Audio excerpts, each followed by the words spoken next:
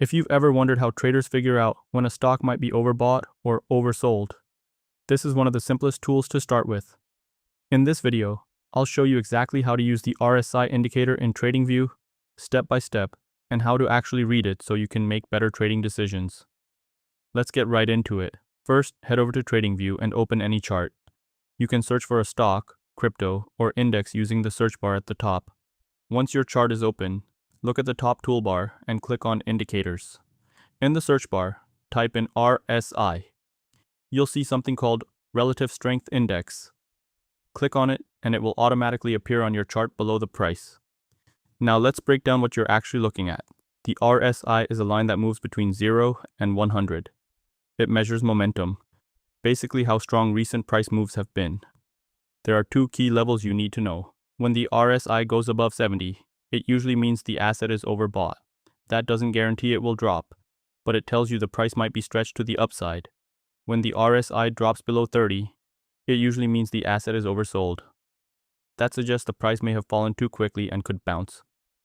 A common beginner mistake is thinking you should instantly buy at 30 and sell at 70. It's not that simple. Instead, you want to watch how the RSI behaves around those levels.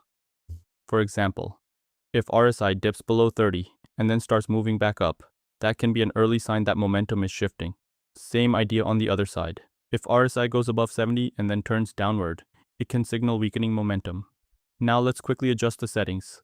Click on the gear icon next to RSI. By default, the length is set to 14, which works well for most situations. You usually don't need to change this as a beginner. You can also customize the levels. Some traders use 80 and 20 instead of 70 and 30 for stricter signals. But sticking with the default is completely fine when starting out. One small tip that helps a lot: don't rely on RSI alone. Always combine it with price action. Look at support and resistance levels on your chart to confirm what RSI is telling you. This helps avoid false signals, which happen more often than beginners expect. And one more thing, RSI works better in ranging markets than in strong trends. In a strong uptrend, RSI can stay above 70 for a long time, and in a downtrend, it can stay below 30 longer than you'd expect. So always keep the overall trend in mind.